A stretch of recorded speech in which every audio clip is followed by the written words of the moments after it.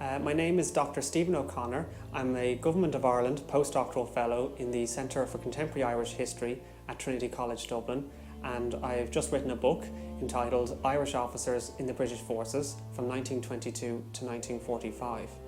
And the book looks at the reasons why Southern Irish men continued to join the British Officer Corps after 1922, when Ireland became independent and set up its own armed forces.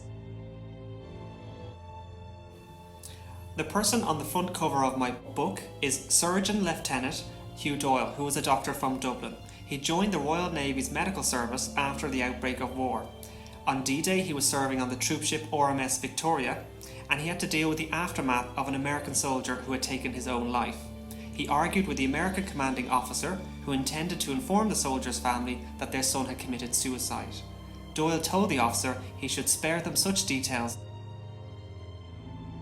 Ireland was neutral during the war. Southern Ireland, or ERA as it was called at that time, was neutral during the war, but there was significant involvement from Southern Ireland in the British forces during World War II. And the estimates at the moment are that between 60 and 70,000 Southern Irish people served in the British forces during World War II.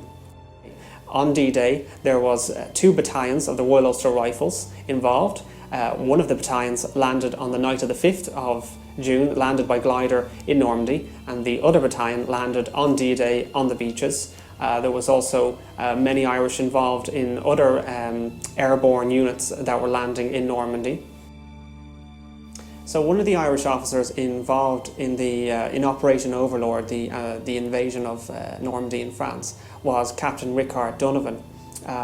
Captain Richard Donovan was from an Anglo-Irish family in Wexford. He had served in the First World War. He had left the Royal Navy after the First World War, and he came back. He was taken back into the Royal Navy during the Second World War. He served in the Combined Operations Division, which was responsible for the coordination of the Army and Royal Navy in amphibious operations.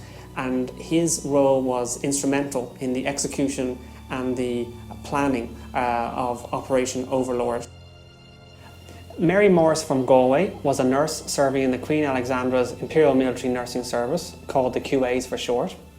She held the equivalent rank of an Army Lieutenant, and she landed in Normandy 13 days after D-Day. Her war diaries, which talk about her experiences in Normandy, are about to be published in June. Father Dan Cummings from Belfast served as a chaplain to the 3rd Battalion of the Irish Guards who were fighting in Normandy. In his letters home, he wrote about the SS, which the Irish Guards were fighting in Normandy. He spoke about their fanaticism, and because he was a fluent speaker of German, he was able to interact with many of the prisoners and got a valuable insight into the mindset of these young fanatical soldiers.